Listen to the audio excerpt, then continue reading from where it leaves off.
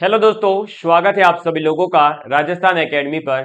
मुझे उम्मीद है कि आप सभी लोग जो हैं शांतिपूर्ण तरीके से एलडीसी का एग्जाम दे करके जो है अपने घर की ओर रवानगी कर चुके होंगे। या हो सकता है कि आप सभी लोग जो है अभी कुछ विद्यार्थियों का पास ही सेंटर हो तो घर पहुंच गए होंगे, या जो है बस या ट्रेन में सफर करते हुए जो एक उत्सुकता रहती है कि हमारे कितने क्वेश्चन सही हुए, कितने क्वेश्चन गलत हुए, साथ में कोई पेरेंट्स आता है तो वो भी बता बता लाला तेरा पेपर ला मैं चेक करूं। तो ऐसी उत्सुकता रहती है, इसीलिए हम आप लोगों के लिए आपकी उत्सुकता को थोड़ा सा जो है धैर्य रखते हुए ठंडा करने के लिए उस उत्सुकता को पूरा का पूरा पेपर जो है आज अभी सॉल्व करवाने वाला हूं, जिसके अंदर मैं बताऊंगा भी कितने क्वेश्चंस देखिए हमने पढ़ाए थे और कितने क्वेश्चंस जो है किस प्रकार से आए हैं। और जो ये आउट ऑफ सिलेबस की बातें हो रही है, क्या ये सत्य है या क्या है, क्या चल रहा है, इस सभी के बारे में अपन जो है वीडियो के अंदर क्वेश्चंस के साथ में ही करते रहेंगे। बिल्कुल आपने ये सही पढ़ा है कि जो पढ़ाया वही 80% हूबहू छपा है और आपने जो है क्लासेस देखी होगी।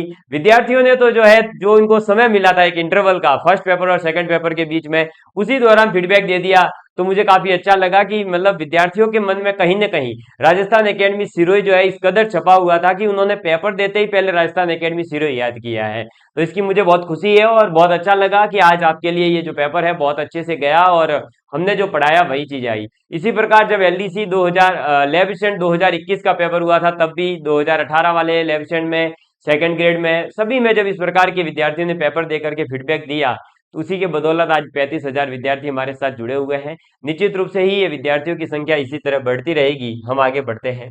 ये कुछ क्वेश्चन है स्टार्टिंग के 5 जो आपके इंडिया जीके से रिलेटेड रहे थे, जो आउट ऑफ सिलेबस ही है लगभग। जैसे कि एक तो पूछा था आपसे आपके जैन धर्म के प्रथम तीर्थंकर। वैसे ये नॉर्मल क्वेश्चन है, सामान्य जीके है, पूछ सकते हैं, लेकिन ऐसा है कि ये आपके सिलेबस में कहीं मेंशन नहीं था, है ना। इस वजह से आप ये कह सकते हैं कि आउट ऑफ सिलेबस है। मल्ल महाजनपद के बारे में पूछ लिया, मौर्यकालीन प्रशासन प्रणाली के बारे में पूछ लिया।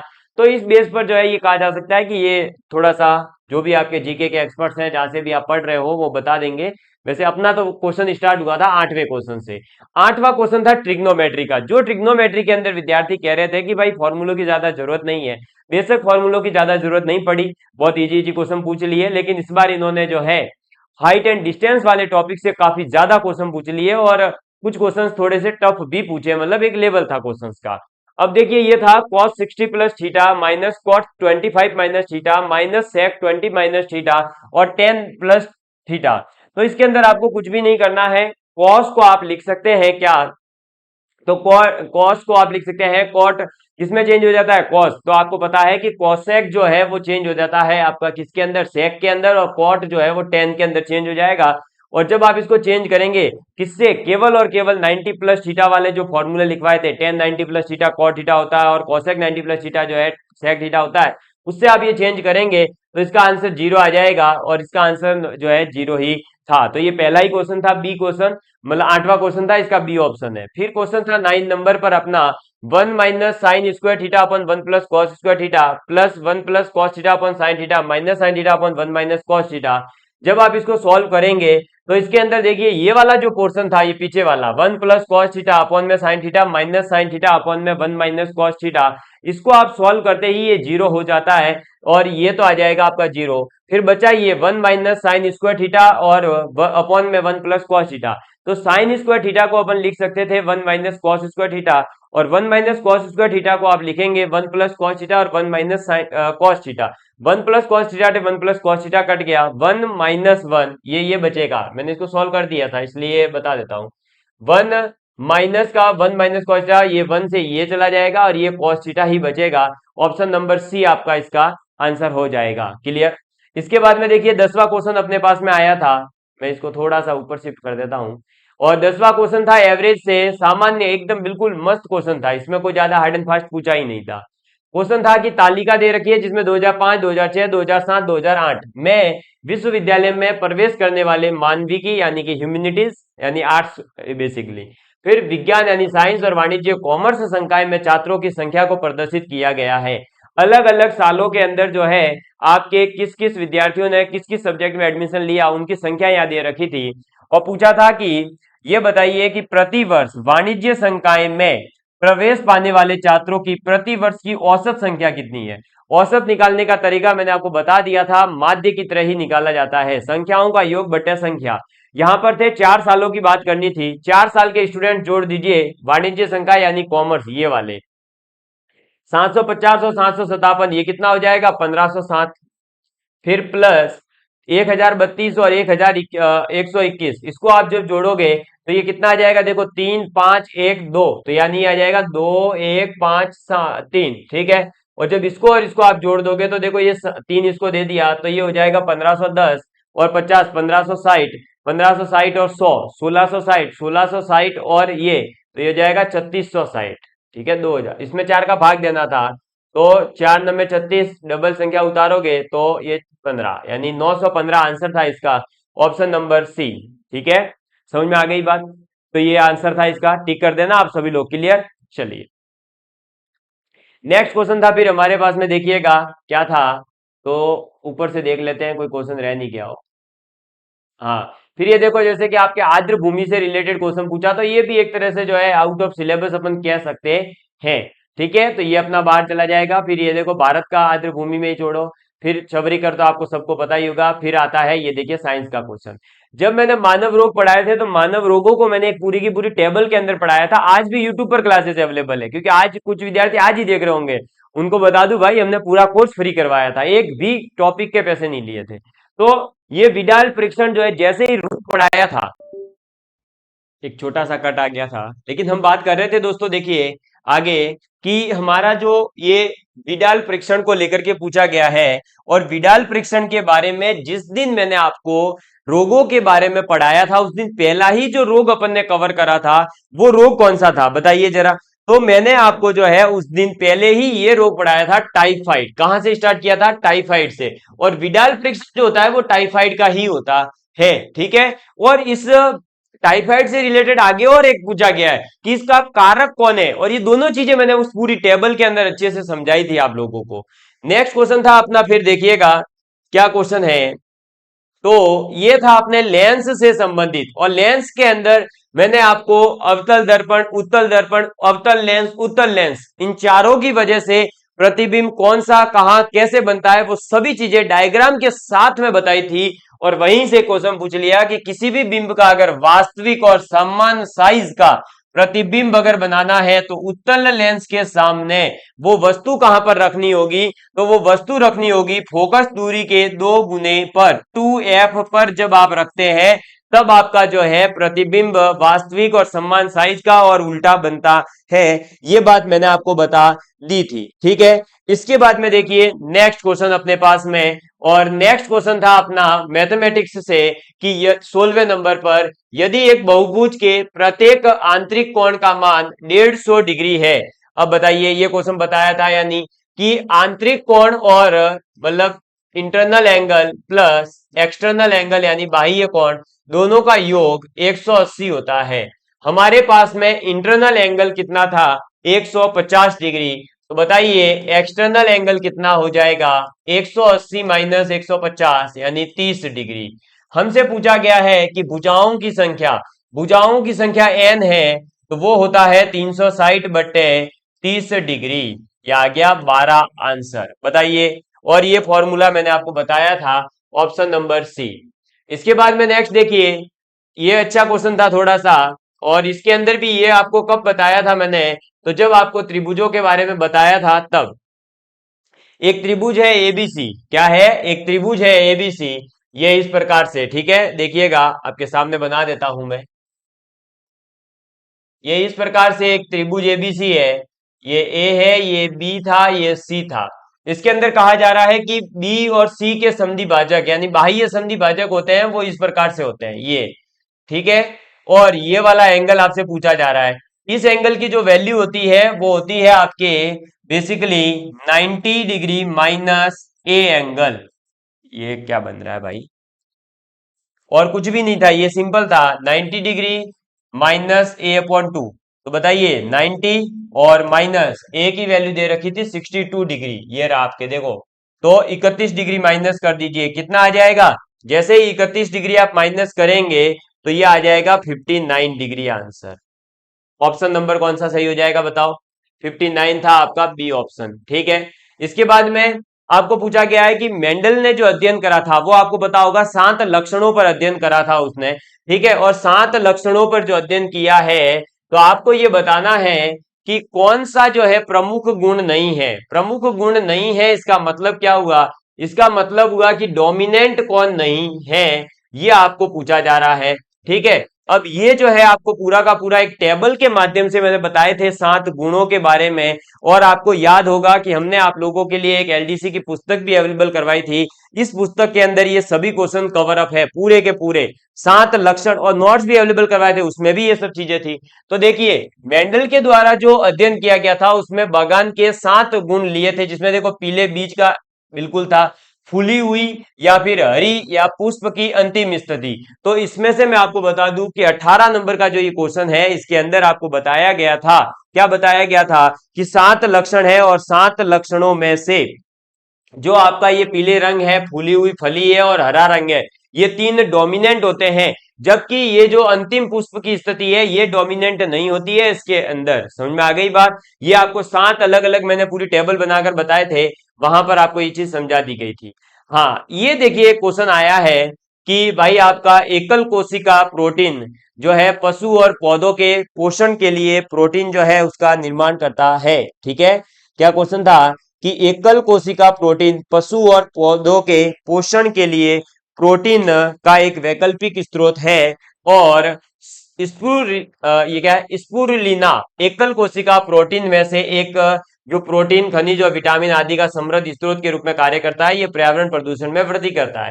ये क्वेश्चन हम कह सकते हैं कि थोड़ा सा कोशिकाओं से संबंधित है, और ये आप जो है हम ये देख सकते हैं कि हमारा जो सिलेबस है उसके अंदर नहीं है, लेकिन ये पर्यावरण प्रदूषण में वृद्धि करता है या नहीं उससे संबंधित है, और एक प्रोटीन का एक वैकल्पिक स्रोत है, इसलिए ये जो है आप सिलेबस में भी इंक्लूड कर सकते हो जब आप स्वास्थ्य और वाले चैप्टर को पढ़ते हैं तब। तो मैं आपको इसका बता दूं कि इसका कथन एक जो था वो तो एकदम सही है कि ये जो एकल कोशिका प्रोटीन होते हैं पशु और पौधों के वृद्धि के लिए उपयोगी है। ठीक है, उनके एक वैकल्पिक स्रोत है प्रोटीन का। लेकिन जो दूसरा वाला ऑप्शन है वो गलत है, यानी कथन एक सत्य था, कथन 2 असत्य था। ठीक है, इसके अंदर ये 18 कौन सा क्वेश्चन था, 19वां क्वेश्चन। चलिए इसके बाद देखिएगा, नेक्स्ट क्वेश्चन अपने पास में है, इसको मैं बड़े कर देता हूं, ये देखिएगा।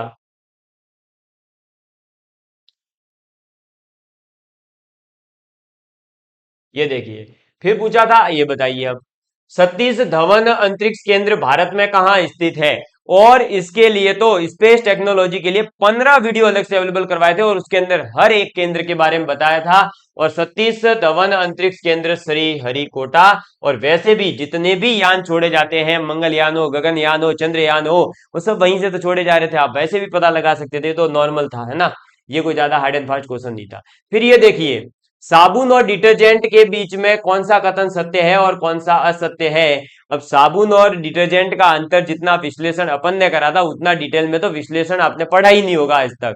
बताइए अब इसमें देखो, साबुन सल्फ्यूरिक एसिड की लंबी श्रृंखला के सोडियम और पोटेशियम लवण होते हैं क्या? और डिटर्जेंट आमतौर पर कार्बोक्सिलिक एसिड होते हैं क्या? बताइए, क्या ये पहला वाला कथन सत्य था? बताइए जल्दी से, सत्य था या असत्य था? तो बिल्कुल सही बात है, इसके अंदर जो है ये पहला वाला आपका क्या है, असत्य है। क्यों असत्य है, मैंने आपको बताया है कि जो डिटर्जेंट होते हैं वो आपके सल्फ्यूरिक एसिड होते हैं, जबकि ये जो साबुन है वो नहीं होते हैं। तो ए ऑप्शन इसका गलत था। फिर साबुन के अणु पानी को और गंदगी के संपर्क में आते ही मिसेल बनाते हैं, बिल्कुल सही ऑप्शन था। मिसेल जो है वो पानी के अंदर मौजूद जो आपके गंदगी है, क्या उसको बाहर कर सकती है? तो मिसेल जो है क्या वो इसको बाहर करती है या नहीं करती है? तो बिल्कुल करती है, तभी तो कपड़ा साफ हो जाता है। साबुन कठोर जल में भी प्रभावकारी है क्या? नहीं है, ये मृदु जल में ही प्रभावकारी होते हैं। कठोर जल में डिटर्जेंट अप्रभावी है? नहीं, डिटर्जेंट तो दोनों में ही प्रभावी होते हैं। तो बी और सी ऑप्शन नंबर सही थे, यानी ए। ठीक है, ये नॉर्मल नॉर्मल से क्वेश्चन है, कोई ज्यादा हार्ड एंड फास्ट है नहीं। ठीक है, फिर देखिए आपका ये रहा, इसके अंदर कि डेटा दे रखा है आपको, ये इसके माध्य और माध्यिका का अंतर बताइए। तो माध्य और माध्यिका कैसे निकाली जाती है? माध्य के लिए बताया था, आंकड़ों को जोड़िए और आंकड़ों की संख्या से भाग दे दीजिए। और माध्यिका के लिए क्या करोगे, आंकड़ों को आरोही क्रम में जमाओगे और उसके बाद में अगर जो है वो सम संख्या है तो n/2 प्लस n+1/2 वाले पद को जोड़कर 2 का भाग दे दोगे, नहीं तो n/2 करके डायरेक्ट आंसर लिख दोगे। तो अब यहाँ पर जो है ये 8 पद थे, तो इसका जब आप ऑप्शन सोल्व करोगे तो 5.75 इसका आंसर आ जाता है। अभी मैं इसको सोल्व नहीं करवा रहा हूँ। फिर एक कक्षा में लड़कों की संख्या और लड़कियों की संख्या एक कम है, ये बोला था, ठीक है, और लड़के और लड़कियों की संख्याओं का गुणनफल 272 दे रखा था।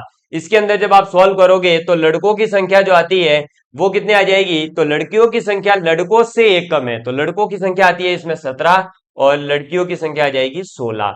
ऑप्शन नंबर बी, इसको आप सॉल्व कर सकते थे, इजी क्वेश्चन था, कोई ज्यादा हार्ड एंड फास्ट नहीं था। ठीक, इसके बाद देखिए आगे। एक मिनट, अपन ने कहां तक डिस्कस कर लिया, ओके, ये रहा। देखिए अब नेक्स्ट, ये एक तो इसके अंदर जो है ना भाई ये लिखा हुआ है ना, ये कोई हरियाणा वरियाणा मेरा कोई कांटेक्ट नंबर नहीं है, ये मैं इसको कर देता हूँ क्लीन, वरना कहीं कल कॉल करोगे आराम से। इसका कोई लेना देना नहीं है यहाँ, ठीक है। ये पता नहीं पेपर भेजने वाले ने अपना नंबर लिख के भेजा है, लेकिन यहाँ अपने को इससे कोई औचित्यपूर्ण बात है नहीं। आगे देखिएगा, ये देखो अब एक सिंपल सा क्वेश्चन और पूछ लिया था कि एक वर्ग है और एक समबाहु त्रिभुज है, ठीक है, एक वर्ग है और एक क्या है, समबाहु त्रिभुज है। उसका परिमाप जो है वो सम्मान कर दिया और वर्ग जो है उसका विकर्ण दे दिया था। त्रिभुज का क्षेत्रफल बताइए। समबाहु त्रिभुज का क्षेत्रफल होता है √3/4 इंटू ए स्क्वायर। आपको ए निकालना था, ए निकालने का यहाँ पर जो है हिंट ये दे रखा था कि वर्ग का परिमाप होता है 4a, और समबाहु त्रिभुज है तो इसकी तीनों भुजाएं बराबर होगी, तो ये 3t कर देते आप। यहाँ पर a की वैल्यू निकालने के लिए एक और हिंट दे रखी थी, वर्ग का विकर्ण होता है a√2, a√2 के इक्वल में आप रखोगे 12√3, इससे सॉल्व करते आपका आंसर आ जाता, और इसका जो आंसर है वो आपके 24 का क्या आ जाएगा, तो 24 का आंसर आ जाता है आपके यहाँ पर 96√3। कितना आता है, 96√3। लेकिन यहां पर ये कहीं भी ऑप्शन में नहीं है, तो इसका क्या होगा वो आगे RSMSSB बोर्ड की जो ऑफिशियल वेबसाइट जो आंसर की दे देगा उस पर आप देख लेना, ठीक है। फिर इसके बाद में देखिए ये गुणनखंड दे रखा था 4x³ प्लस kx का गुणनखंड 2x प्लस 1, इसका k का मान बताना था। मैंने इसके अंदर हिंट बताई थी, सीधे सीधे जो गुणनखंड दे रखा हो उसको 0 के बराबर रखो और यहां से x की वैल्यू निकालकर उसमें पुट करो। इसको जैसे ही 0 के बराबर रखोगे x बराबर -½ आता है, x बराबर -½ को आप इसके अंदर पुट कर दीजिए। जैसे ही आप इसमें पुट करेंगे तो बताइए क्या आएगा, 4 इंटू में -1/2 का क्यूब यानी -1/8, फिर माइनस का 1/2 और k। समझ में आई बात, इसको बराबर 0 कर दीजिए, ये हो जाएगा 4 से 2। इधर से जो है क्या हो जाएगा, तो देखिए ये आपके पास में -½ और इधर से आ जाएगा +½ ये चला गया, k बराबर -1। ऑप्शन नंबर बी आपका आंसर था इसका, कर दीजिए ठीक इसको। ये ऐसे ऐसे क्वेश्चन पूछे हैं, बताइए, सिंपल, एकदम सिंपल सिंपल से। अब गुणनखंड को तो इतना डिटेल में पढ़ा दिया था कि आप इसको भी गलत नहीं कर सकते अब, है ना। फिर देखो इसके बाद में 26वां क्वेश्चन था कि x/(x² - 2x + 1 = 1/4 दे रखा है, तो x³ + 1/x³ की वैल्यू बताइए। यहां पर आपको जो है ज्यादा दिमाग लगाने की जरूरत नहीं थी, ये सिंपली सॉल्व हो रहा था। कैसे सॉल्व हो रहा था, तो आपको केवल क्रॉस मल्टीप्लाई करना था। जैसे ही आप क्रॉस मल्टीप्लाई करते ही ये 4x हो जाता और इधर आ जाता x² माइनस का 2x प्लस का 1। आप जो है क्या करिए, इसको इधर ले आइए, तो ये आ जाएगा x² माइनस का 6x और प्लस का 1, ठीक है, ये आ गया। यहां से जो है आपको अब क्या करना पड़ेगा, तो यहां से जो है आप, सॉरी इसको ऐसे मत करिए, हाँ ये मेथड लॉन्ग जा रहा था, फिर मैंने इसका एक और नया मेथड निकाल दिया है, वो देखिएगा आप। इसमें क्या कर सकते थे आप, एक बार और वापस से पहले इसको मैं गायब कर दूं। हाँ, इसका जो है बिल्कुल बेसिक वाला मेथड वो ये कर सकते थे आप इसमें कि नीचे से x कॉमन ले लीजिए। जैसे ही आप x कॉमन लेंगे तो ऊपर वाला x अपॉन में नीचे बन जाएगा x और इधर आ जाएगा x माइनस का 2 प्लस का 1/x। ये वाला मेथड आपको अपनाना था, तो ये जल्दी हो जाता, ठीक है। ये x से x गया, क्रॉस मल्टीप्लाई करिए, ये आ गया, देखो x माइनस 2 प्लस का 1/x, ठीक है। यहां से इस 4 को भी इधर ले आइए, तो ये बन जाता है आपका x प्लस 1/x बराबर 6। x प्लस 1/x बराबर 6 है, तो x³ प्लस 1/x³ की जो वैल्यू होती है वो क्या हो जाती है, ये चीज आपको जो है अपने गुणनखंड वाले टॉपिक के अंदर बता दी थी, तो आपको यहाँ पर जो है ये इजीली सॉल्व हो जाएगा। इसके अंदर फिर क्या हो जाएगा, a³ - 3, ये वाला फॉर्मूला लगा दो इसका, ये क्या हो जाएगा, a³ - 3, a³ मतलब 6 का क्यूब 216 माइनस 6 × 18, तो कितना आएगा 198। ऑप्शन नंबर डी था इसका आंसर, बताइए, ये था, ठीक है। इसमें बस ये दिमाग लगाना था कि नीचे से x कॉमन ले लो तो जल्दी बन जाता है। अगर आप जो अभी मैंने सॉल्व किया था क्रॉस मल्टीप्लाई डायरेक्ट कर देते तो भी सॉल्व होता, लेकिन थोड़ा सा टाइम लगता। मैंने दोनों ही मेथड से कर लिया है, तो इसलिए पता है, कोई दिक्कत वाली बात। आगे देखो, नेक्स्ट देखते हैं क्वेश्चन, है ना। हाँ ठीक है, ये 28 है। ये देखिए, अब एक और इजी क्वेश्चन पूछा था, ये जो कोऑर्डिनेट ज्योमेट्री आपको पढ़ाया था, वहां पर मैंने एक मध्य बिंदु निकालने का एक तरीका बताया था, x1 + x2/2 और y1 + y1/2 वो वाला मेथड आप यहाँ लगा सकते थे। ये रहा एक और एक ये रहा, ठीक है। ये ए बिंदु है, ये बी बिंदु है, इसका मध्य बिंदु मान लेते हैं ये ओ, ये रहा। अब जो बी बिंदु है वो दे रखा था 1/4, 1 और 4। केंद्र अपने को दे रखा था 2, -3। ये ए वाला जो है वो मान लेते हैं एक्स और वाई है, तो ये अपने से पूछा था। अब यहाँ पर ये ध्यान इसलिए रखना है क्योंकि यहाँ पर क्या कहा गया है, तो यहाँ पर ये कहा गया है कि जो व्यास है उसका, अब व्यास होता है, आपको पता होगा कि व्यास का मध्य बिंदु क्या होगा, केंद्र, वृत्त का केंद्र ही तो उसका मध्य बिंदु होगा। इसलिए यहाँ पर जो है ये आपका मध्य बिंदु है, तो इसका एक्स और इसका एक्स यानी x + 1/2 बराबर क्या आ जाएगा, 2। क्लियर। और y और फिर आपका प्लस का 4/2 बराबर कितना आ जाएगा, -3। इसको जब आप सॉल्व करोगे तो x बराबर आएगा 3, और जब इधर सॉल्व करोगे तो y बराबर आएगा -10, यानी आंसर हो जाएगा 3, -10, ऑप्शन नंबर बी। ठीक है, ये था इजीली क्वेश्चन, इसमें कोई ज्यादा हार्ड एंड फास्ट नहीं था, आप कर सकते थे। ये सब क्वेश्चन मैंने करवाए थे इस टाइप के, ठीक है। इससे इवन बहुत ज्यादा टफ अपन ने तो कर लिए थे इस बार तो। फिर देखो, एक कमरे की लंबाई दे रखी थी, वो चौड़ाई से 2 गुनी थी, और रंगने की लागत जो है वो 25 रुपए प्रति वर्ग मीटर है, और 5,000 है अगर छत की लंबाई। अब देखो यहाँ पर क्या करना था आपको, इजीली जो है इसको क्या करना था, छत जो है वो लंबाई और चौड़ाई से बनती है, उसमें ऊंचाई का कोई रोल नहीं होता है। तो लंबाई प्लस जो है यहाँ पर एरिया आपको निकालना था, तो 5,000 रुपए लग रहे थे, 25 रुपए प्रति वर्ग मीटर है। 5,000 में आप 25 का भाग देते 200 आ जाता, यानी छत का जो क्षेत्रफल है वो 200 आ जाता, यानी लंबाई गुणा चौड़ाई बराबर 200 आ जाता। आप वहां पर क्या करते, जो लंबाई था उसकी जगह क्या रख देते, चौड़ाई का 2 गुना था, तो आप वहां क्या कर देते, 2b कर देते, और वहां से इसको जब सॉल्व करते तो b की वैल्यू आ जाती 10 आपके पास में, ठीक है। फिर चारों दीवारों की रंगाई का जो है 64,800 था, उसमें 240 का भाग दे देते, उससे इन चारों का क्षेत्रफल आता 270। उससे आप इसको सॉल्व करते तो आपका आंसर जो है वो आ जाता, ठीक है। और हमने इसको सॉल्व करा था, तो इसका आंसर जो आ रहा है वो आपका ऑप्शन नंबर ए, 4.5 मीटर आएगा। अभी आप इसको टिक कर लीजिए, ठीक है। इसके बाद देखिए, नेक्स्ट अपने पास में, अभी मैं डायरेक्ट आपको जो है आंसर ही टिक करवा देता हूं, ठीक है। याद है नहीं, मैं डायरेक्ट आपको देख देख के अब आंसर बता देता हूँ किसका क्या आंसर है, ठीक है। बाद में इसको पूरा अच्छे से और सॉल्व कर लेंगे। देखिए 32वां क्वेश्चन था कि जमीन से 300 मीटर की ऊंचाई पर, है ना। नेक्स्ट क्वेश्चन देखिए क्या है कि एक हमारे पास में जमीन से 300 मीटर की ऊंचाई पर उड़ने वाला एक हवाई जहाज है, और उसी क्षण पर ऊर्ध्वाधर से दूसरे विमान के ऊपर से गुजरता है। जब जमीन पर एक ही बिंदु से दो विमानों का उन्नयन कोण 60 डिग्री और 45 डिग्री हो, तो जमीन से निचले विमान की ऊंचाई कितनी है, ये आपसे पूछा जा रहा है। और ये 32 नंबर का क्वेश्चन है, इसके अंदर इसका आंसर है 100√3, यानी 100√3। क्लियर, ये ऑप्शन नंबर बी इसका आंसर हो जाएगा। नेक्स्ट देखिएगा, एक क्वेश्चन था कि एक जन्मदिन, सॉरी, एक जन्मदिन की टोपी एक शंकु के आकार की है, जो जन्मदिन के ऊपर पहनाई जाती है ना टोपिया, उस टाइप की टोपी है, जिसका आधार जो है वो त्रिज्या उसकी 7 सेंटीमीटर है और ऊंचाई उसकी 24 सेंटीमीटर है। ऐसी अगर 5 टोपियां बनाने हेतु हमें जितनी सीट की आवश्यकता होगी, उसका क्षेत्रफल कितना होगा, ये हमसे पूछा जा रहा है। और इसका आंसर था 2750। इसके अंदर कुछ भी नहीं करना था, 5πr_l करना था, क्योंकि इसका जो क्षेत्रफल होता है वो πr_l होता है, और उसका 5 से गुणा कर देते आंसर आ जाता। फिर नेक्स्ट क्वेश्चन है अपने पास में कि sin 29 अपॉन में cos 61। ये आपको बता दूं, sin 29 और cos 61 दोनों इक्वल होते हैं, तो ये कट जाएंगे, ये चीजें आपको कन्वर्ट करना मैंने बता दी थी, ये 1 बन जाएगा। इसी प्रकार से sin 20 डिग्री और ये sin² 70 डिग्री है, तो sin² 70 डिग्री को आप cos² 20 डिग्री लिख सकते हो, या sin² 20 डिग्री को cos² 70 डिग्री।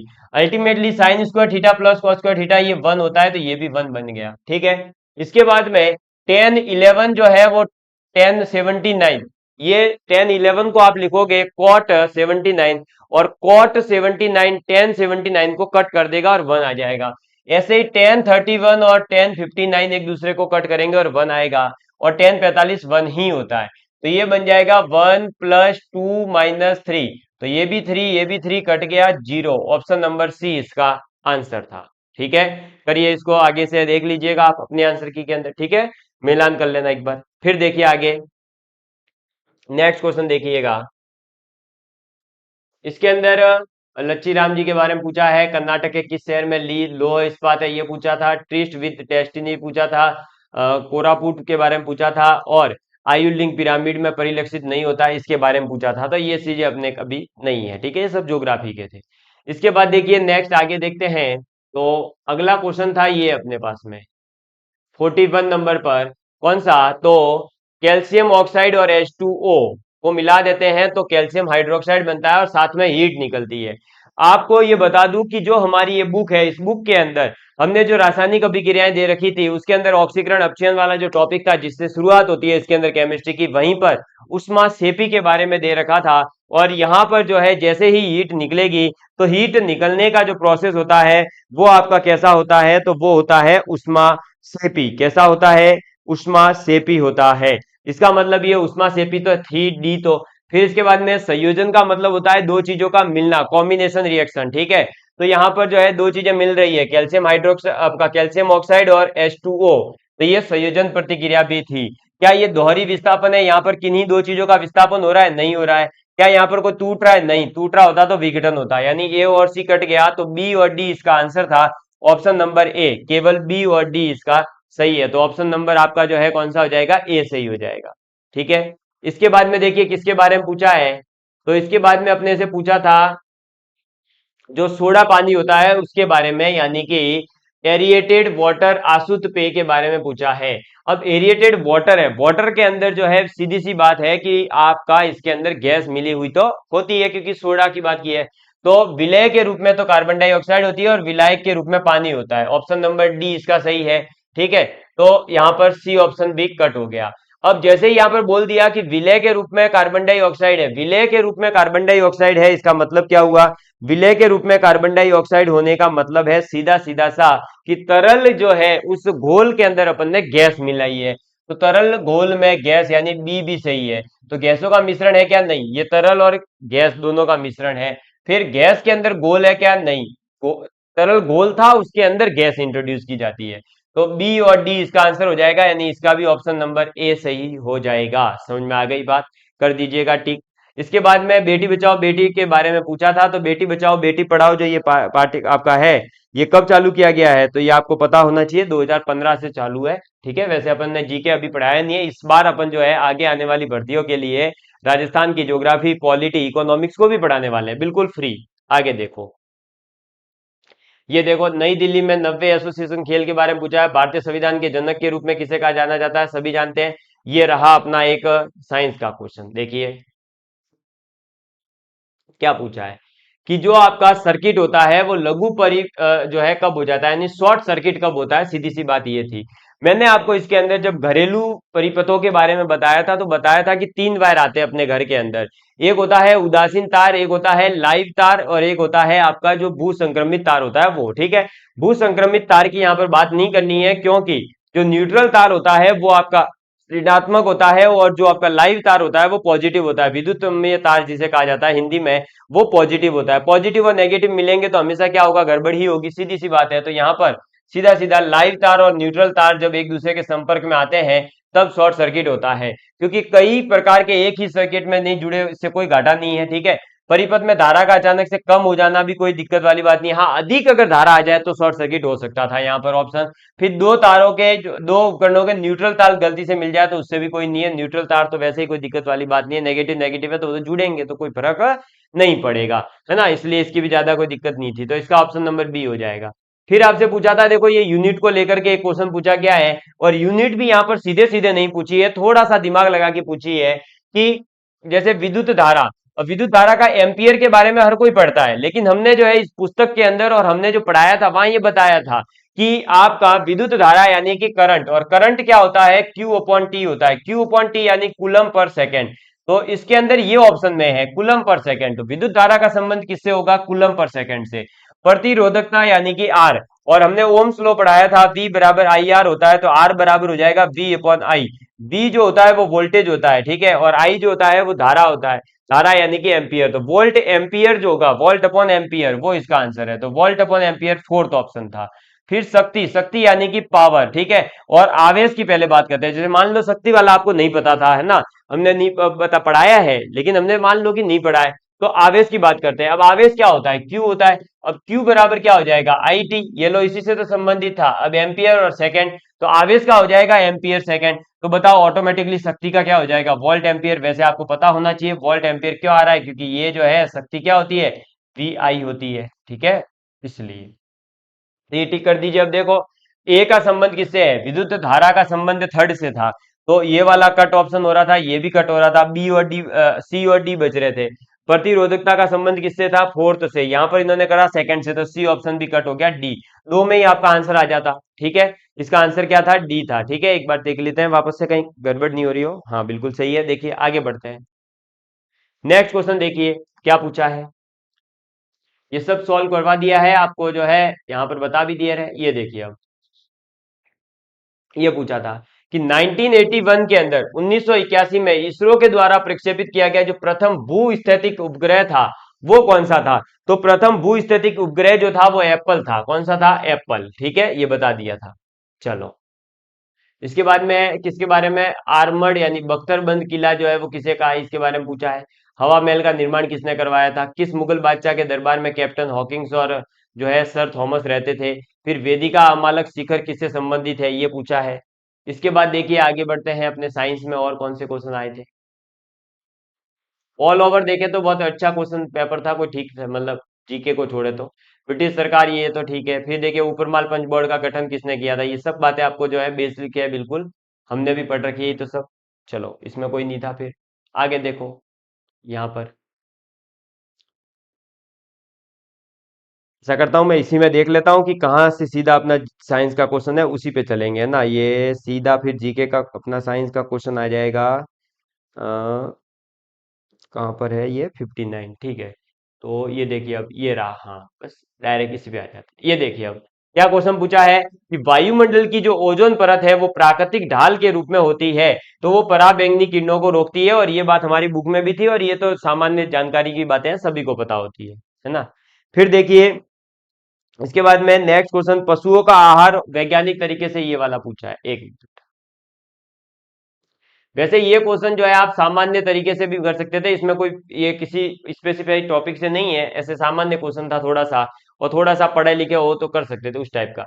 पशुओं का आहार जो है वैज्ञानिक तरीके से किया जाना चाहिए, जिसमें आपका चारों की गुणवत्ता और मात्रा पर भी विशेष जोर होना चाहिए। और दूसरा कथन था कि दूध की जो है पैदावार मुख्य रूप से फार्म में लगे हुए नस्लों की गुणवत्ता पर निर्भर करती है। तो बताइए ये किसके ऊपर निर्भर करती है, तो सीधी सी बात है कि इसका आंसर जो है अब वर्ड क्या मानेगा उसके ऊपर है, क्योंकि इसके अंदर तो सीधी सी बात है नस्लों की गुणवत्ता पर भी निर्भर करेगी दूध की उत्पादकता, और पशुओं का आहार जो है वो वैज्ञानिक तरीके से होना चाहिए। तो दोनों ही कथन तो वैसे सत्य लग रहे हैं, तो ऑप्शन नंबर डी मान लेते हैं। वैसे ये कोई मतलब स्पेसिफाई है नहीं, तो क्या आंसर मानेगी वो बोर्ड जाने, है ना।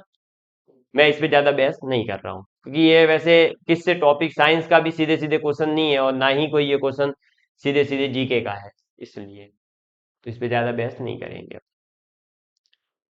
देखिए इसके बाद में सीधा आपका जो है क्वेश्चन नंबर 64, ठीक है। ये देखिए ये रहा।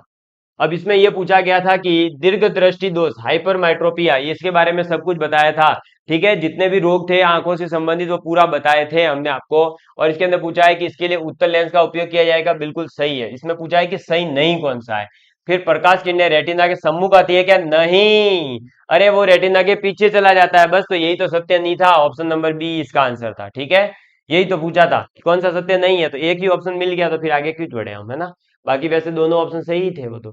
फिर ये देखिए, ये सीधे सीधे हमारी बुक के अंदर लाइन ही लिखी हुई है कि फोकल दूरी को परिवर्तित करने की नेत्र लेंस की क्षमता, जिसमें विभिन्न स्थानों पर रखी हुई वस्तुओं को देखा जा सकता है, उसे कहा जाता है समझन क्षमता, पावर ऑफ एकोमोडेशन कहा जाता है। और ये इस बुक के अंदर एज इट इज टिक किया हुआ है, आप चाहें तो हम जो है आपको वो डायग्राम्स भी भेज देंगे पूरे के पूरे, मतलब जो जो मैंने टिक कर दिया है कि देखो ये यहाँ ऐसे क्वेश्चन पूछे हैं, ठीक है। फिर देखो ये जस्टिस फॉर द जज एंड ऑटोबायोग्राफी, इसके बारे में भी पूछ लिया, फिर ये देखिए अपने मैथ्स के क्वेश्चन आ रहे हैं अब यहाँ ज्यादातर, ठीक है।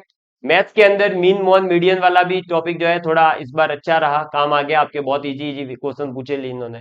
देखो जैसे ये डेटा का जो है आप टू माध्यिका माइनस मॉड करना था आपको। मॉड का मतलब होता है बहुलक, और माध्यिका का मतलब आपको बता ही दिया है, माध्यिका कैसे काउंट की जाती है, तो आरोही क्रम में जमा करके, ठीक है। अब इसका आंसर जो है वो मैं आपको सीधे ही बता देता हूँ। इसका आंसर 11 आएगा, ठीक है, ऑप्शन नंबर सी 68 का। फिर ऑप्शन नंबर ये 69 का क्वेश्चन नंबर है, इसका आ जाएगा 30, डी ऑप्शन इसका आंसर है। इसके बाद में ये आपसे पूछा गया था बॉड मास वाला, देखिए आगे, ठीक है, 8 - 5 और ये वाला, इसको आप सिंपली भी अगर सॉल्व करोगे तो इजीली जो है इसका आंसर आ जाएगा 13/20, सी ऑप्शन इसका आंसर था। इसके बाद देखिए आगे 71 पर था 100 मीटर ऊंचे जो है एक व्यक्ति उसके कार की टार को देख रहा है और वो आते हुए देख रहा है, फिर दो अलग अलग इसमें अवनवन कोण दे रखे थे, दूरी कितनी तय करी है ये पूछा था, तो इसका आंसर होगा 200√3/3। हाँ, इसका आंसर जो है वो हो सकता है कि आपने सॉल्व करा हो और ये आया हो। अब आपको ये कहीं पर भी ऑप्शन नहीं दिखा है तो मैं आपको बता दूं कि इसके अंदर कुछ नहीं करना था, इसका रैशनलाइजेशन करना था, यानी √3 का मल्टीप्लाई कर दो तो ये बन जाता है √3/3, और ये ऑप्शन ए था, तो ये इसका आंसर ए गिना जाएगा, ठीक है। ये छोटी सी इसमें ट्विस्ट थी लास्ट में कहानी में। फिर देखिए मनुष्य की आंख में कौन सा लेंस उपस्थित होता है, ये पूछा गया है। ये देखो अब मनुष्य की आंख में जो लेंस उपस्थित होता है वो कौन सा उपस्थित होता है, तो मनुष्य की आंख के अंदर कौन सा लेंस उपस्थित होता है बताइए भाई, है उभयोत्तल लेंस उपस्थित होता है, ठीक है, ये डी ऑप्शन इसका आंसर होगा। इसके बाद में देखिए कोयले को जब आप जलाओगे तो कार्बन डाइऑक्साइड का बनना क्या कहलाता है, तो ये आपका एग्जाम्पल C+O2 बनता है, CO2। ये क्या कहलाता है, ये चीज मैंने आपको बताई थी, यह ऑक्सीकरण कहलाता है, क्योंकि ऑक्सीजन जुड़ रहा है कार्बन के साथ में। और ऑक्सीकरण का ये जो एग्जाम्पल है ये मैंने भी लिखवाया था, इस बुक में भी है, नोट्स आपको शेयर किए उसमें भी है, जाके देख लो भले, और नहीं विश्वास है तो ये सब अभी मैं टेलीग्राम पर अवेलेबल करवाऊंगा। इसके बाद में देखिए ये लो, अवसादी चक्र और आपके गैसीय चक्र के बारे में बताया था। गैसीय चक्र में आपके आते हैं नाइट्रोजन चक्र, जल चक्र, कार्बन चक्र, और उसके अलावा जो बचे हुए थे वो सभी आपके अवसादी के अंदर आते हैं। तो अवसादी के अंदर सल्फर और फास्फोरस दोनों आते हैं। यहाँ पर कार्बन नाइट्रोजन तो गैस से हो गए, कार्बन चक्र जहां भी ऑप्शन में मिलेगा वो तो फिर सीधा सीधा गैस को लेकर जाएगा, तो इसलिए A B D कट हो गया, सी ऑप्शन ही आपका सही बचता है केवल और केवल, ठीक है। ये बताए थे दो प्रकार के चक्र होते हैं, अवसादी और आपके गैसीय, ये पूरा डिटेल में समझाया था। अब इसमें कोई ज्यादा बड़ा नहीं था क्वेश्चन। इसके बाद देखिए नेक्स्ट क्वेश्चन अपन आगे देखते हैं।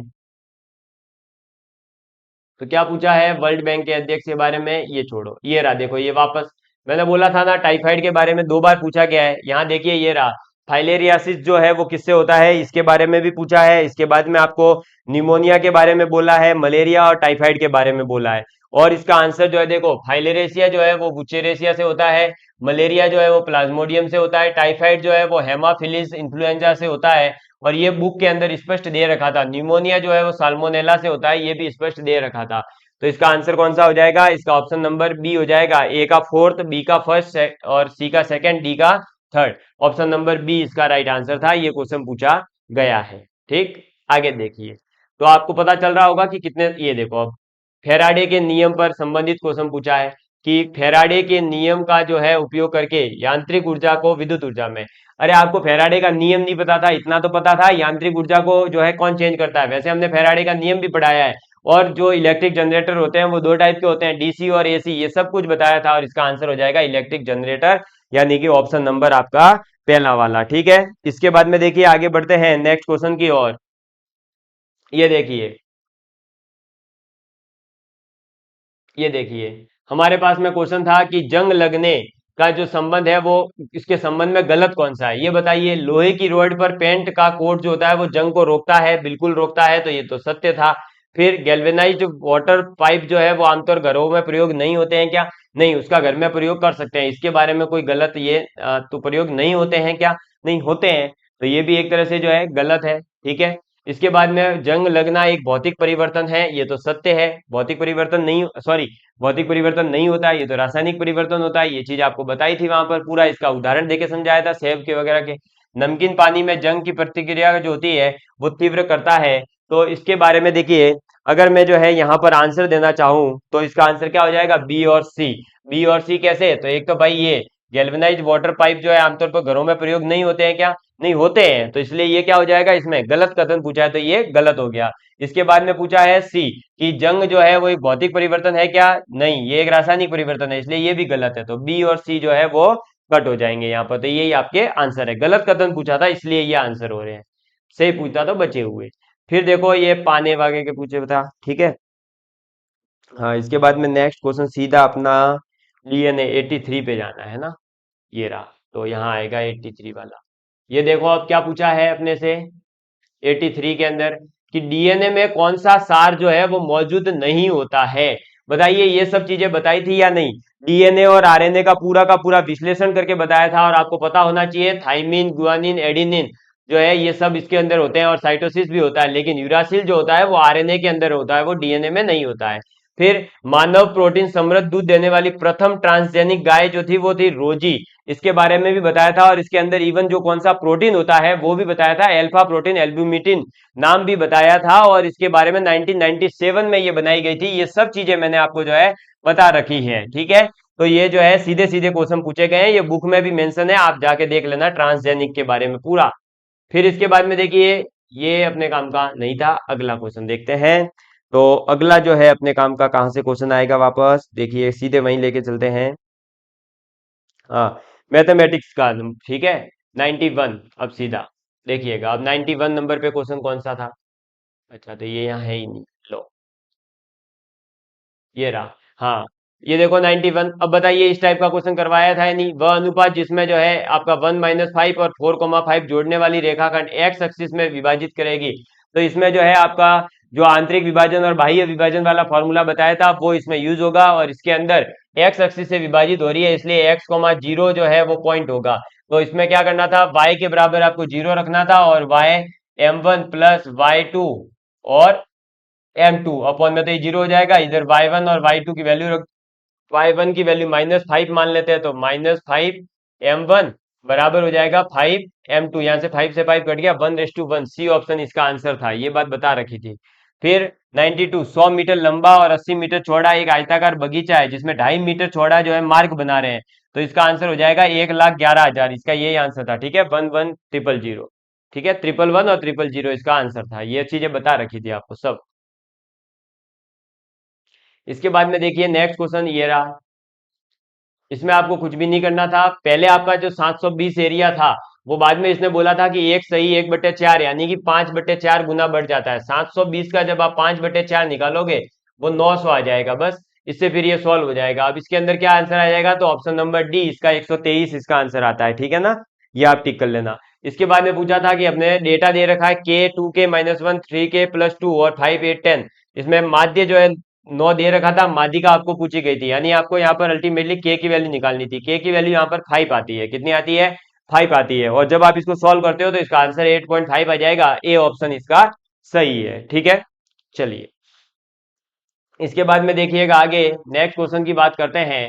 तो ये रहा नेक्स्ट क्वेश्चन, देखिए ये रहा, इसमें लॉग वाला क्वेश्चन पूछा गया था, ये यहाँ पर जो है जब सॉल्व करोगे तो ये बनेगा log√x y, और इधर बन जाएगा log x+y/2, ये और ये जब बराबर रखोगे तो यहाँ पर एक कंडीशन आती है लास्ट में इसको सॉल्व करने पर, x - y² यहाँ से x और y बराबर आ जाते हैं।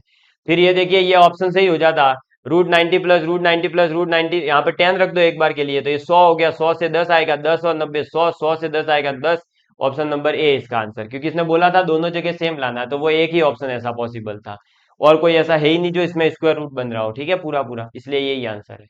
इसके बाद में देखिए जो एक लड़के और लड़कियों वाला क्वेश्चन आया है उसी टाइप का आया था, दो संख्याओं का अंतर यहाँ पर दे रखा था 24, और गुणनफल 112 दे रखा था। जब आप इसको सॉल्व करोगे तो इसका आंसर जो है 97 का आपके आ जाता है 32, कितना आएगा, ऑप्शन नंबर बी 32 इसका आंसर आएगा। इसके बाद में आपसे पूछा गया था एक साझेदारी वाला, दोनों ही क्वेश्चन थे ये, तो इसमें पहले वाले का जो आंसर है 1 लाख रुपए को जब आप निवेश करते हो ए वाला, और फिर वो इसका आंसर आ जाएगा 2 लाख रुपए, ठीक है, ऑप्शन नंबर सी। और नेक्स्ट क्वेश्चन था ए बी सी जो है वो साझेदारी इस अनुपात में करते हैं, तो 4 माह के बाद में ए ने अपना हिस्सा 50% बढ़ा दिया, तो एक वर्ष के अंत में जो कुल लाभ है वो 21,600 आता है, तो बी का हिस्सा इसमें कितना होगा, तो इसमें जो बी का हिस्सा आता है वो 4,000 रुपये आ जाता है, ऑप्शन नंबर सी, ठीक है। इसके बाद में देखिए नेक्स्ट अपने से पूछा गया था विपुल जो है वो टूर पर जा रहा है, तो वो अगर जो है 4 दिन एक्स्ट्रा रुकना चाहे तो पर डे वो 3 रुपए कम खर्च करेगा, तो बताइए वो कितने दिन के लिए जो है टूर पर निकला था। इस टाइप का एक क्वेश्चन पूछा गया है। तो इसके अंदर जो आपका विपुल है ये 20 दिनों के लिए टूर पे निकलता है। इसमें ये थोड़ा सा क्वाड्रेटिक इक्वेशन वाले कॉन्सेप्ट से सॉल्व हो रहा था। ठीक है, फिर देखिए आगे बढ़ते हैं। तो इसके अंदर फिर अपना आगे विपुल टूर निकल चुका था, उसके बाद में आगे कोई एक भी ऐसा नहीं है। फ्रांसीसी क्रांति के बारे में भी भाई साहब पूछ लिया गया। ठीक है, फिर देखिए सीधे सीधे अपन चलते हैं। तो नेक्स्ट क्वेश्चन अपना, हाँ, 110 है। ठीक है, ये 107 पे कवर होगा, ये रहा। ठीक है, हाँ, ये देखिए इसमें पूछा गया है 2005, 6 और 7, 8 में जो प्रवेश लेने वाले ये विद्यार्थी हैं उनका वहां पर औसत पूछा था। यहाँ पर पूछा है इनका रेशियो किसके साथ में है, तो देखो 2005 और 6 में तो मानविकी में, यानी ये रहे 970 और 812। फिर 2007 और 2008 वाले यानी ये रहे 1134 और 810। इनको इनको जोड़ो, इनको इनको जोड़ो, जब इनका आप रेशियो निकालोगे तो इनका रेशियो आ जाता है 11:12। ठीक है, तो ऑप्शन नंबर ए इसका आंसर था। किसका? 110 नंबर का क्वेश्चन जिसमें अनुपात पूछा गया था। ठीक है, फिर नेक्स्ट क्वेश्चन देखिए अपने पास में 100, ये रहा, ये देखो, ये बताया था आपको पाई चार्ट से रिलेटेड क्वेश्चन है। ये सिंपल था एकदम, कुछ भी नहीं करना था। सी का हिस्सा कितना है? 30 डिग्री। यहाँ पर सी के बारे में बात करिए, देख लो ए बी सी है, विविध कार्य सी है। तो ये बोला है कि 185 रुपए की एक किताब है और 10,000 किताबें छपाई गई है, तो 185 इंटू 10,000 ये टोटल खर्च है। इस खर्च के अंदर जो है आपसे पूछा है विविध कार्यों पर कितना खर्च हुआ है। एक बुक का ये अलग अलग भाग दे रखा था, तो एक बुक का अगर 185 है उसका 30% जो है विविध कार्यों पर होता है, तो टोटल का कितना होगा, तो इसका 30% निकालना था। 2 जीरो से 2 जीरो गया, ये आ जाता आपके पास में 18,500 इंटू 3। ठीक है, तो इसका मल्टीप्लाई जब करोगे तो ये आ जाएगा 555 और 000, यानी कि 5,55,000 रुपए उस पर खर्च किए थे विविध कार्यों पर। इसके बाद में देखिए आपसे पूछा जा रहा है कि धातु जो चाकू से आसानी से काटी जा सके। अब सोडियम तो सबको पता होती है, लेकिन यहाँ पर सोडियम था ही नहीं ऑप्शन में। हमने बताया था helium, lithium, sodium, potassium, rubidium, caesium सब एक ही के हैं। और लिथियम, सोडियम और पोटेशियम ये तीनों जो है चाकू से काटे जा सकते हैं। तो सोडियम ऑप्शन में नहीं है, पोटेशियम नहीं है, यहाँ पर लिथियम ऑप्शन था, इसलिए ये ठीक हो जाएगा। प्रोपेनॉल, लास्ट में ऑल आ रहा है, ऑल किसके आता है? एल्कोहल क्या आता है? ये बुक में जो है सीधे सीधे एल्कोहल वगैरह सबके बारे में बताया था, एक एक लाइन, दो दो लाइनों में, कि एल्डिहाइड क्या होता है, एल्केन क्या होता है, एल्काइन क्या होता है, ये सब बता रखा है। इसके बाद में देखिए नेक्स्ट क्वेश्चन अपने पास में, ये हो गया लिथियम वाला। फिर प्रोपेनॉल में आपको बता ही दिया अल्कोहल है। ठीक है, इसके बाद में चट्टाने यानी 117 नंबर का क्वेश्चन है ना, ये रहा। ठीक है, यही है। देखिए एक मीनार के शीर्ष से दो बिंदु है पी और क्यू, जो कि मीनार के आधार से एक सीधी रेखा पर 10 मीटर और 5 मीटर की दूरी पर है। उन्नयन कोण पूरक है, यानी एक अगर पूरक का मतलब हो गया एक एक्स है तो दूसरा 90 माइनस एक्स, दोनों का सम 90 डिग्री आना चाहिए था। मीनार की ऊंचाई कितनी है ये आपसे पूछा गया है, और मीनार की ऊंचाई जो है वो 5√2 आती है, इसको जब आप सॉल्व करोगे तो। ठीक है, इसके बाद में देखिए नेक्स्ट क्वेश्चन अपने पास में 118, ये पूछा गया था कि एक ठोस सिलेंडर है अपने पास जिसके आधार और ऊंचाई का जो है अपने को रेशियो दे रखा था, आयतन दे रखा था 1617, कुल सतह क्षेत्रफल क्या होगा, तो इसका जो कुल सतह क्षेत्रफल है वो 770 आ जाता है। और 384 सेंटीमीटर स्क्वायर के सतह क्षेत्र वाले बड़े घन को पिघला करके आप कितने छोटे घन बना सकते हो, तो 8 छोटे घन बनाए जा सकते हैं। ठीक है, क्योंकि उसका 512 क्यूब जो है मीटर क्यूब उसका, 512 सेंटीमीटर क्यूब उसका आयतन आएगा बड़े वाले का, छोटे वाले का आता है 64। तो एक 64 वाला जो है कितने है, तो 8 है जो आपके 512 ले आएंगे। ठीक है, इसके बाद में देखिए 119 हो गया, 120 है नहीं, 121 है नहीं, 122 है नहीं, 123 पे सीधा, तो यहाँ 123 कवर नहीं है, देखिएगा ये रहा। पहले इसका ही बता देता हूँ। मनुष्यों में लिंग निर्धारण, ये पूरा का पूरा डायग्राम बना करके आपको समझाया था। एक्स और वाई होता है, नर के ही जो है गुणसूत्र वो डिसाइड करते हैं। 22 जोड़े तो इसके अंदर वो होते हैं जो कि अलिंग गुणसूत्र होते हैं। 23वां जोड़ा ही होता है जो एक्स वाई होता है, वो निर्धारित करता है। आकाश का रंग जो है वो नीला क्यों दिखाई देता है, तो प्रकाश के प्रकीर्णन के कारण ये दिखाई देता है। ठीक है, ये सब चीजें आपको बता रखी थी। इसके बाद में देखिए ऊपर ये रहा कि कौन सी सारे धातु नहीं है। अब ये सारे धातु नहीं है, तो इसका मतलब ये हुआ, सीधी सी बात है कि सारे धातु कौन कौन सी थी, तो हलीना की, रबड़ी, सस्ती, फ्री, ये था। अब इसके अंदर आप देख लीजिए सारे धातु कौन सी नहीं है, तो जो इसके अंदर नहीं है वो सभी है। तो देखो सोडियम आ रहा है इसमें, पोटेशियम आ गया, लिथियम आ गया। भाई ये रहे सोडियम, पोटेशियम, लिथियम, ये तीनों आ गए। तो बचा कौन सा? पारा। तो पारा बिल्कुल नहीं है, क्योंकि ये एक संक्रमण धातु होती है, ये ट्रांजिशन होती है। इसके बारे में मैंने टेलीग्राम पर अवेलेबल करवा दिया है, छोटी सी इंफॉर्मेशन इसकी, ठीक है।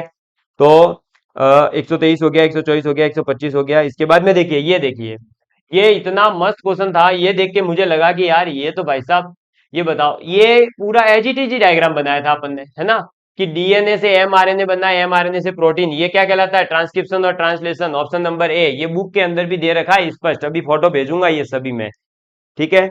इसके बाद में देखिए प्राथमिक उपभोक्ता के बारे में आपसे पूछा गया है। अब प्राथमिक उपभोक्ता कौन होते हैं? जो बेचारे सबसे निचले लेवल पर आते हैं। निचले लेवल पर कौन आता है? तो निचले लेवल पर आता है आपका टिड्डा, हिरण और गन्ना, ये और टिड्डे के बारे में, मेंढक के बारे में, इन सभी के बारे में पूरी की पूरी सारणियां बनाकर आपको बता रखा था, ठीक है। फिर देखिए फॉरेंसिक विज्ञान में पहचान करने का तरीका, फिंगरप्रिंट्स और डीएनए फिंगरप्रिंट, ठीक है। ये तो पढ़ाया था बायोटेक्नोलॉजी में, इसमें कोई ज्यादा बड़ी बात थी नहीं। इसके बाद में ये देखिए ब्लड वाला क्वेश्चन, इसके अंदर अपन ने जो है एक छोटी सी गलती कर दी थी, है ना, वो भी फिर मैंने आपको वापस पूरा वीडियो बनाकर बताई थी। तो अब तो ये क्वेश्चन तो गलत हो ही नहीं सकता था। क्या क्वेश्चन है देखिए, कि ब्लड ग्रुप है और उसके अंदर कौन सा एंटीबॉडी होगा? तो ए के अंदर कौन सा होता है? एंटी बी होता है। बी के अंदर कौन सा होता है? एंटी ए होता है। ए बी के अंदर कौन सा होता है? कोई नहीं। और ओ के अंदर दोनों, ठीक है। तो ये अपना सही हो जाएगा। तो देख लीजिए इसका आंसर कौन सा हो जाएगा। तो डायरेक्ट ही देख लेते हैं, ए का तो थर्ड आंसर है, ठीक है। तो पहले ही ओ ले सभी कट हो गए, ये तो एक ही बस चेक करना था, एक ही है। ए का थर्ड है, बी का फर्स्ट है, सी का फोर्थ है और डी का सेकंड है, बस ये टिक कर दो, ठीक है। चलिए, ये 129 था। फिर 130 नंबर पर है आपके पास में क्वेश्चन, कि जब विद्युत धारा जो है वो ले जाते हैं तो एल्यूमिनियम की छड़ में चुंबकीय क्षेत्र में रखा जाता है, तो छड़ का विस्थापन जो है वो सबसे अधिक कब होगा? जब विद्युत धारा की दिशा, चुंबकीय दिशा, तो कहां पर होगी? उसके समकोण पर होनी चाहिए। ये फैराडे का नियम है, ठीक है, ये बताया था थोड़ा सा। तो ये समकोण। फिर देखिए कौन सा ट्रांसजेनिक जीव का नतीजा नहीं है? तो बीटी कॉटन है, पढ़ाया था। गोल्डन राइस है, पढ़ाया था। और टमाटर की फ्लेवर सेवर, इसी के बारे में एलडीसी 2018 में भी पूछा गया था, वापस यही ऑप्शन था। तो पूसा स्वर्णिम जो है वो नहीं था, ठीक है। इसका आंसर 131 का। चलिए, इसके बाद में देखिए नेक्स्ट क्या पूछा गया है। नेक्स्ट आपके पास में था रोग से संबंधित, ये देखो अमीबियासिस जो है वो क्या है? तो वो अमीबियासिस जो होता है बेसिकली ये आपका प्रोटोजुआ जनित रोग है, यानी डी ऑप्शन।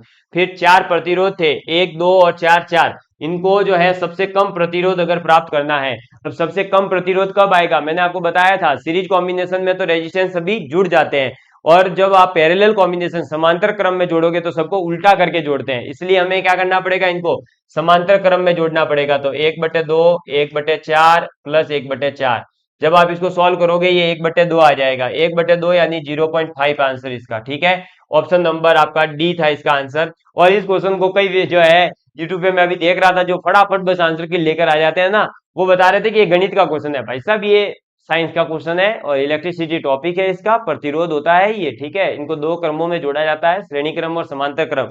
ये सब चीजें बता रखी थी। अब जो हमारा विद्यार्थी है उसको पता होगा, है ना। बाकी अब नहीं पता है तो अपन क्या कर सकते हैं। फिर देखो ये रहा, दो तंत्रिका कोशिका के मध्य में जो स्थान होता है उसे सिनेप्स कहा जाता है, या सिनेप्टिक क्लेक्ट भी कहते हैं। क्या कहते हैं? सिनेप्टिक क्लेक्ट, ठीक है। ऑप्शन नंबर ए इसका आंसर हो जाएगा।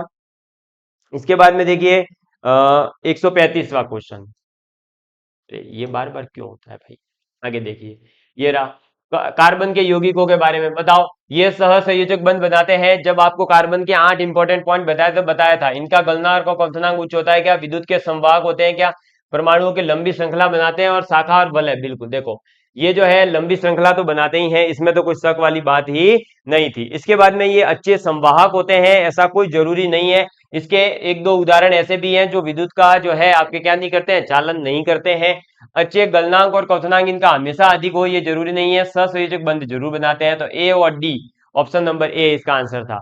हाँ, इसके कुछ ऐसे पदार्थ हैं जिनका गलनांक क्वथनांक बहुत ज्यादा हाई है, और कुछ ऐसे भी हैं जो अपने अंदर से जो है क्या करते हैं, तो विद्युत का धारा का प्रवाह करते हैं। लेकिन हमें ये ऑप्शन सभी कार्बन परमाणु के लिए पूछ रहा है, तो सभी के लिए वैलिड नहीं था, ठीक है। चलो, इसके बाद में देखिए नेक्स्ट क्वेश्चन अपने पास में, हमारे पास में ये पूरा हो गया। फिर देखिए सीधा अब जो है अपने को सोडियम के पास चलना है। ये रहा लो, 139 नंबर का क्वेश्चन था। सोडियम धातु जो है वो किस में भंडारित किया जाता है? केरोसिन के अंदर, क्योंकि अगर इसे खुला रख दिया तो ये अति क्रियाशील होने के कारण आग पकड़ लेता था। ठीक है, इसके बाद में देखिए नेक्स्ट क्वेश्चन अपने पास में है मैथमेटिक्स से वापस, और ये विटामिन से संबंधित है। ये पूरा का पूरा टेबल जो है आपको विटामिन वाला बुक के अंदर बहुत अच्छे से दे रखा था, स्वास्थ्य वाले टॉपिक के अंदर। अब विटामिन के अंदर अगर हम बात करें तो देखो, विटामिन ए जो है वो रतौंधी रोग से संबंधित है, यानी नेत्रों को स्वस्थ रखता है। विटामिन सी जो है वो संक्रमण जो होता है उससे हमें लड़ने की शक्ति देता है। विटामिन डी जो है वो हड्डियों को और दांतों को कैल्शियम के रूप में मजबूती प्रदान करता है। और विटामिन के जो है वो ब्लड क्लॉटिंग करवाता है, हमारे को फायदा देता है। ठीक है, तो ये बस इसके अनुसार जो है ऑप्शन टिक कर दीजिए। तो देखिए ए का थर्ड यानी कि सी ऑप्शन कट हो गया और डी ऑप्शन कट हो गया।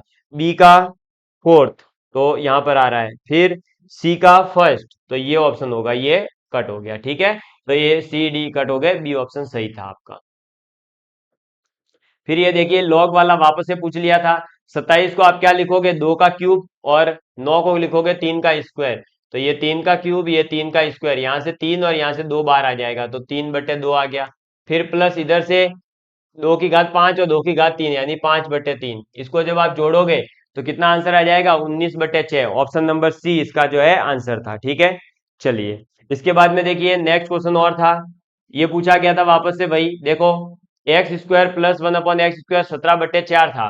तो आप इसमें जो है वही लगा दीजिए, क्या एक्स स्क्वायर प्लस 1/x² जो है बराबर होता है a² - 2 के, या फिर हम ये कह सकते हैं कि a² + 2 के, क्योंकि यहाँ पर प्लस माइनस साइन हो सकता था। तो उसके अनुसार जो है आपको दोनों ऑप्शन से जब चेक करोगे तो केवल 65/8 ही इसके अंदर आंसर आएगा। एक दूसरा ऑप्शन इसके अंदर जो आता है वो भी मैं बता देता हूँ। ठीक है, हालांकि वो ऑप्शन में नहीं है, इसलिए आप इस क्वेश्चन को गलत नहीं मान सकते, अदरवाइज तो ये क्वेश्चन आपका गलत करवा देता मैं, है ना। और इसका जो आंसर आता है वो दूसरा क्या आ जाता है, एक सेकंड बता रहा हूं, है ना मैं। तो इसका ये कौन सा क्वेश्चन है? 142 है ना, इसको सॉल्व करा था हमने अभी। ठीक है, 45/8 इसका ऑप्शन आता है ना, वो यहाँ पे है नहीं, इसलिए आपका यही ऑप्शन सही मानना होगा। अदरवाइज इस क्वेश्चन के दो आंसर पॉसिबल थे। इसके बाद में देखिए नेक्स्ट क्वेश्चन अपने पास में आ जाता है, ये रहा गुणनखंड वाला।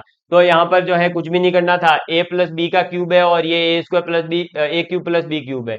इसमें सीधे सीधे से जब आप इसको केवल और केवल दोनों के फॉर्मूले लगा दोगे तो एक तो आपको एक्स वाई तो मिल ही जाएगा, तो डी ऑप्शन तो इसका आंसर था ही था। इसके अलावा वाले चेक करने थे, तो इसके अलावा वाले जो है वो कभी बन ही नहीं सकते थे, ये और ये इसके आ ही नहीं सकते, केवल और केवल यही पॉसिबल था। ठीक है, क्योंकि आप जब इसको एक्सपेंड कर देते तो बस एक्स वाई आता, या फिर इसका जो है एक और ऑप्शन आता, तो वो x+y वाला आ सकता था, लेकिन वो नहीं था ऑप्शन में, क्योंकि इसका आंसर आता है ये। अब इसमें या तो ये फैक्टर होगा या ये होगा, तो एक्स वाई तो था इसलिए यही, बाकी x+y हो सकता था, वो यहाँ था ही ना ऑप्शन में। ठीक है, इसके बाद में देखिए ये रहा एबीसी और पीक्यूआर जो है वो सर्वांग है। तो एबीसी की वैल्यू 52 थी, पीआरक्यू की वैल्यू 80 थी। तो ऑब्वियस सी बात है कि अब पीआरक्यू की वैल्यू 80 है, मतलब इसमें भी एसीबी की वैल्यू 80 हो जाएगी, ये 52 हो गई, ये कितनी हो जाएगी? तो 180 में से 132 घटा दीजिए, 48 आंसर। ठीक है, ऑप्शन नंबर इसका ए हो जाएगा, 144 का। ठीक है, चलिए इसके बाद में नेक्स्ट क्वेश्चन था एबीसी और पीक्यूआर में, ए बी और बराबर पीक्यू और बी और क्यू एंगल इक्वल थे। दो चीजें ही दे रखी थी, ए और एस, है ना। तीसरी चीज और जरूरत पड़ती है समरूप और सर्वांग समता के बारे में, इसलिए देखो ये समरूप है क्या? नहीं है। ये समरूप नहीं है क्या? बिल्कुल गलत, ये भी गया। ऑप्शन नंबर सी, ये जो है समरूप हो भी सकते हैं और समरूप नहीं भी हो सकते, आगे एक और कंडीशन पर डिपेंड करेगा। ठीक है, दो ही चीजें दे रखी थी, मैंने बताया था 3 चीजें होनी चाहिए। इसके बाद देखिए हमारे पास में एक और था कि अगर ये जो है बीसी वो डी इस प्रकार से है, ये ऐसा क्वेश्चन था, ये ये ए है, ये बी है, ये सी है, ये यहाँ पर डी है। तो इसमें आपको बताया था मैंने कि ए बी अपॉन में बी डी और ए सी अपॉन में सी डी जो है वो आपस में बराबर होते हैं। और यहाँ पर जो है अपने पास में 4 ऑप्शन थे, तो यहाँ से अपन जो है ऑप्शन के अकॉर्डिंग अगर देखें तो हम इसमें जो है बड़े और छोटे की बात करनी है, तो हम ये कह सकते हैं कि इनको जो है ए बी बना दीजिए, है ना। ये ए बी, ये बी ए जो है ये ए बी हो गया, और ये जो है आपका बी डी, इसमें क्या हो जाएगा, यहाँ से जब आप रेशियो निकालोगे तो ये हमेशा एक से बड़ा आता है, इसलिए ये ऑप्शन नंबर बी आपका आंसर टिक करोगे। ठीक है, हाँ बाकी बराबर वाले तो कभी हो ही नहीं सकते थे। इसके बाद अपना नेक्स्ट है पेज, तो इसके ऊपर अपना कोई क्वेश्चन रहा नहीं, अब ये अपना यहाँ पर जो है साइंस और मैथमेटिक्स के जो भी क्वेश्चंस आए थे वो उनका डिस्कशन मैंने बता दिया है। पेपर आपका मीडियम लेवल पे था, आप इसको सॉल्व कर लीजिए एक बार, है ना, आराम से देख लीजिएगा, आंसर की से मिलान करिए, कैसा गया कैसा नहीं गया ये सब कुछ आपको कमेंट करके बताना है, हमारा सपोर्ट कैसा लगा ये भी बताना है, और आगे भविष्य की राह क्या होगी इसके ऊपर अपन कल वीडियो में बात करेंगे। धन्यवाद। जय हिंद, जय भारत।